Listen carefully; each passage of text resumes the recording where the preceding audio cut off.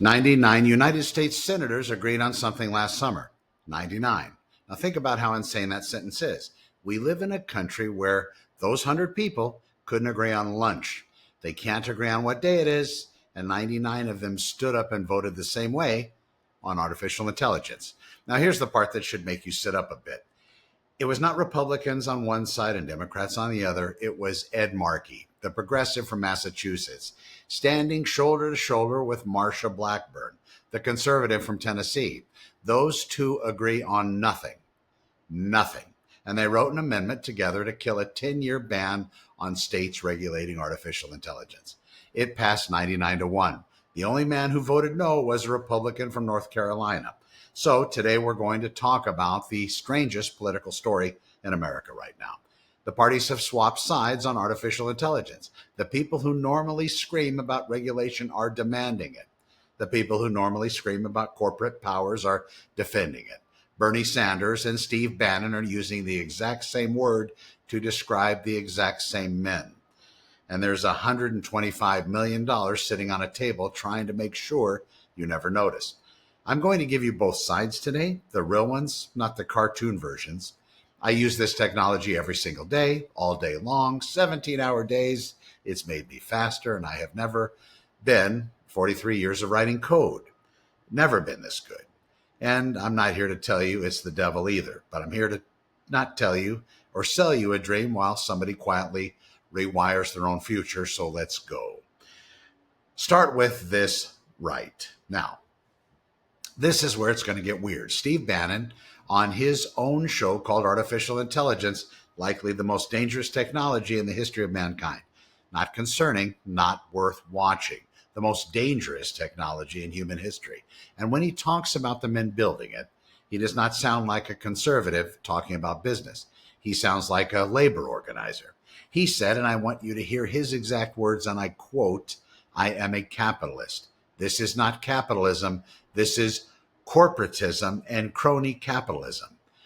Majority Taylor Greene came out against the president's own executive order making it easier to build data centers. A Republican against a Republican president on a business permitting rule. Her reasoning was that competing with China does not mean becoming China by trampling states' rights and burning through the water supply. Nancy Mace, Republican, South Carolina, called for a statewide moratorium on data center construction, a moratorium on building things, coming out of the mouth of a Republican. And Tucker Carlson sat across from Sam Altman and told him to his face that the unsettling part of his technology is that he does not know what it stands for. But it clearly stands for something. Altman said that there's nothing divine about it. Tucker did not look convinced. Now flip that board. Bernie Sanders released a report last October warning that AI and automation could eliminate close to 100 million American jobs in a decade. His answer was a 32-hour work week with no cut in pay, a tax on companies that replace the worker with a machine, and workers electing 45% of corporate boards. He has since floated a national moratorium on data centers. The head of AFL-CIO said that the race to advance AI at all costs with no guardrails is reckless and dangerous. So on paper, you have the populist right and the labor left saying the same thing about the same men. Bannon calls them broligarchs. Bernie calls them oligarchs. Same word, same target, different zip codes. And meanwhile, who is defending the industry? The tech right David Sachs. The man the White House put in charge of AI policy says we have to let the private sector cook. He calls the safety people a doomer cult. He's claimed that there's $1 billion doomer industry complex out there manufacturing your bad feelings about AI. Mark Andreessen wrote an entire manifesto, and it's public. You can read it in 10 minutes, and I definitely want you to, because I couldn't make this up. He wrote, "We have enemies," and then he listed them. And the enemies list literally includes the words sustainability, social responsibility, trust and safety, tech ethics, and risk management. Risk management is an enemy. The precautionary principle is an enemy. He wrote that down on purpose, and he published it under his own name. So sit with that for just a second. The party of family values is fighting the technology companies, and the party of the working man is fighting the technology companies. And the technology companies are being defended by a guy who wrote down that risk management is the enemy. This is not left versus right anymore. This is something else entirely, and I will tell you what it is at the end. There's a super PAC called Leading the Future. It launched August. Its funders include Andreessen Horowitz, the president of OpenAI, the co-founder of Palantir, and Perplexity. They claim they have raised $125 million through only about $50 million actually shows up in the federal filings, which, by the way, is its own other story. They're not hiding what they're doing. The people running it are the same operators who ran the crypto industry super PAC.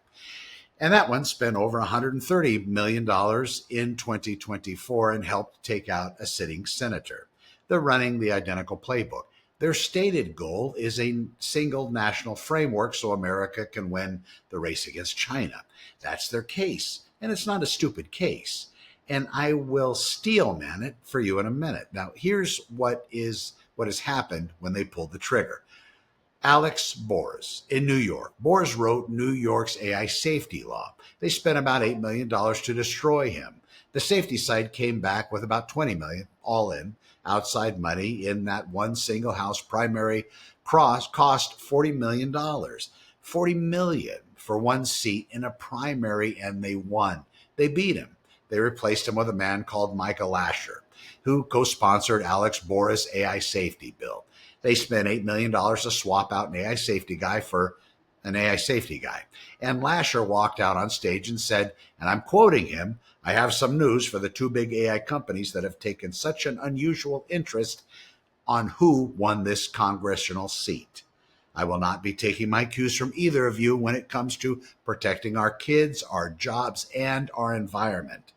That is the most expensive own goal in modern political history, and it happened 3 weeks ago. Now, the other side, they have money too. There's a counter network called Public First that has pledged around $50 million. Anthropic put $20 million into it. So do not let me paint this as saints against sinners. There is money on both sides, and there are agendas on both sides as well. But the guy running the pro-regulation side said something that I think explains this entire episode better than anything else I've read. He said, quote, "I often tell people which of these sides would you rather have? We have $50 million and 85% of the public sentiment. They have $100 million and 15% of public opinion. Which of those is most likely to win?" Hold that thought because we're about to look at the public. And this next one made me laugh out loud. The Pro AI Super PAC has a friendly news site in its orbit, launched right after Christmas. 94 articles, not one human wrote any of them. An AI detection scan found 69% of the content was fully machine generated, and it gets better. The bots have names, fake bylines, fake email addresses, and they were emailing real experts, real policy people, asking for real quotes for real articles, pretending to be reporters. One of the people who got an email from a robot pretending to be a journalist was the general counsel of an actual AI policy organization. The AI lobby got caught astroturfing with AI. Now, I want to be careful and fair here. I'm not saying the Super PAC ran that site. The connection is through a public relations firm whose chief executive co-founded the PAC, the PAC.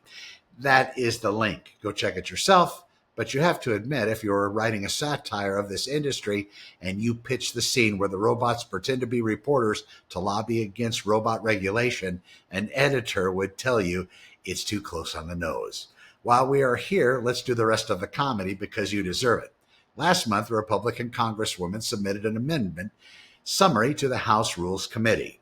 She left a string in the text that said, and I quote, 11:25 a.m. Question mark, question mark, question mark. Claude responded. She denied that AI wrote the legislation, said that staff only used it to check the grammar on the summary. Said most staff use it, and then unprompted, she volunteered that she loves Claude, but Grok is way more savage, which is a real sentence sent by a member of Congress, a real one. And the machines writing our laws, well, it's about them. Speaking of Grok, last summer, that chatbot spent several hours generating anti-Semitic content, calling itself Meckel Hitler. Not a typo, Mecha Hitler. The company said it was an unauthorized modification to an upstream code path. And the statement came around one day after they announced contracts making their products available to every federal department and agency, including the Department of Defense. Then we have the Federal Health Report that cited studies that do not exist, not misquoted, but they don't exist. 4 of them, ghost papers, in the classic signature of a machine that made something up and a human who didn't check. The White House press secretary called them formatting issues. And my favorite little Deloitte, the giant consulting firm, delivered a report to the Australian government for about $440,000. It contained fake academic citations and a completely fabricated quote from a federal court ruling. The judge said a thing he never said. Academic caught it. Deloitte refunded part of the money and quietly added a note to the revised version disclosing what they had. In fact, used a large language model. They billed a government $400,000 for a book report that the machine hallucinated. All right, this is fun. Now let's do the hard part, because I promised you both sides and I meant it. Do not let the political circus convince you that nothing real's happening. Something enormous is happening. Start with cost. In November of 2022, getting a certain level of intelligence out of a machine costs about $20 per million tokens. 2 years later, same level of capability costs 7 cents. $20 to 7 cents. Not an improvement, that's a collapse. Nothing in the history of the industry has fallen in price that fast. Not steel, not oil, not computation itself. Now, medicine. Last January in the Lancet, they published the results of a trial in Sweden with 105,000 women. Real randomized trial, not a press release. AI-supported mammogram screening cut interval cancers. The ones that show up between screenings that tend to be the ones that kill you by 12%. 27% fewer of the aggressive kind. Not a chatbot writing your emails. That's not that. This is women being alive in 2030 who could not have been before. And I'll give you the honest footnote because I'm not going to sell you a headline. The lead author of that study said explicitly that it does not support replacing radiologists. The AI arm still needs a human. If we made the humans better, it did not delete them. Which brings me to the single best story in this entire show. In 2016, Geoffrey Hinton, the man they call the godfather of artificial intelligence, the man who won the Nobel Prize, told the world to stop training radiologists. He said within 5 years, deep learning would do better. Stop training them. He did not enter the field. That was 10 years ago. Now, today, the United States has the largest radiologist shortage in its history. Radiologists are making around $571,000 in a year, and their pay went up 9% last year.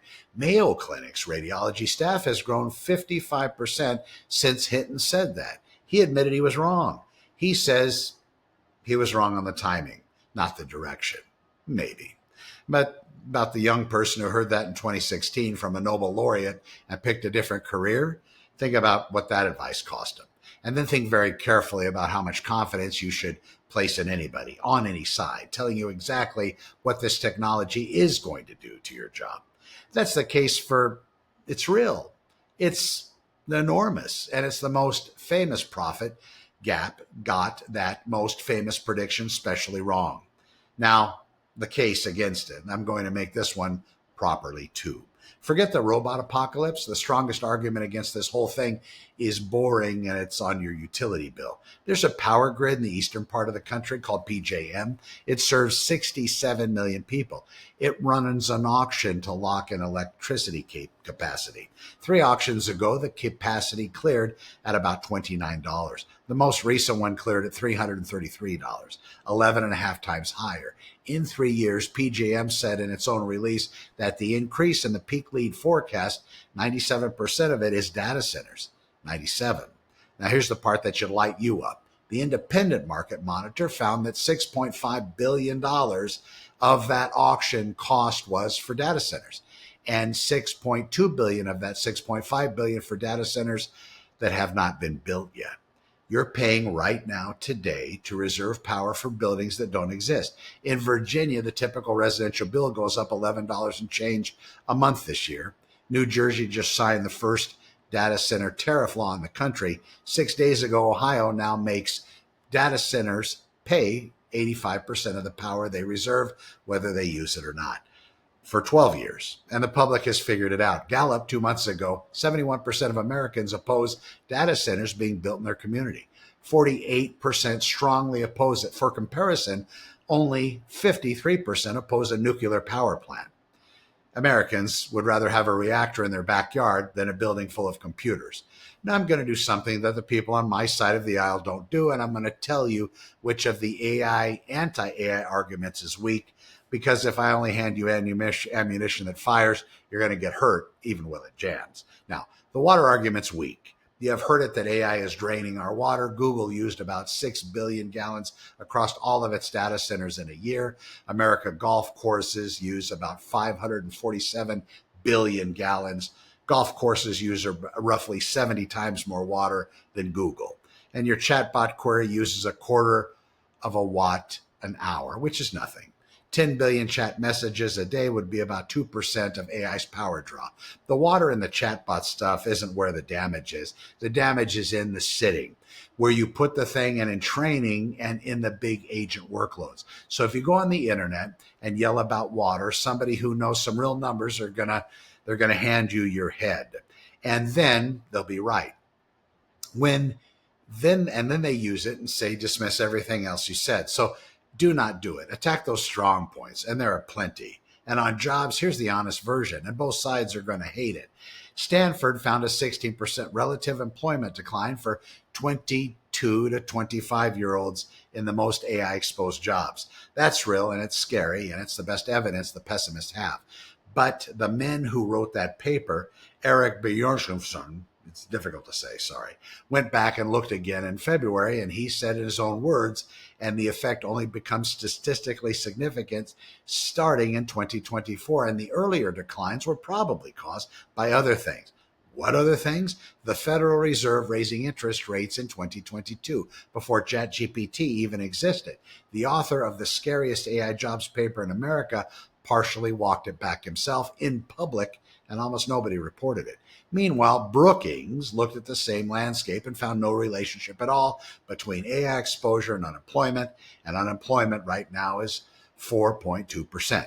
Not the bloodbath, not yet. So what's actually true? Entry level is getting squeezed. Seniors are fine. Companies love saying AI did it because it makes them sound like the future instead of sounding like the overhead in 2021. And a young person trying to get in the door is having a harder time than at any point in my lifetime. That's not the apocalypse, but if you're 23, it's your apocalypse. Both things are true. Now, the segment I think matters most, the receipts. Everybody in the fight makes predictions. Nobody keeps score. So today we're going to keep score. In March of last year, the chief executive of Anthropic said AI would be writing 90% of all code within 3 to 6 months, essentially all of it within a year. That was 16 months ago. I write code. It's not writing 90% of it. His own company surveyed its own engineers and found roughly 2 times speed up. 2 times is incredible. 2 times is not 90%, though. Elon Musk predicted artificial intelligence by 2025. Then he predicted it by 2026. At Davos in January, he moved it again to the end of this year. That prediction has a rolling 12-month horizon, and it now has rolled 3 times. Last October, an executive at OpenAI announced their model had solved 10 previously unsolved math problems. That's huge. That's historic. Machine does original mathematics. It was retracted in about 17 hours.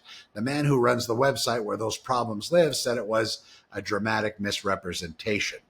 The problems were listed as open only because he personally had not seen the papers solving them.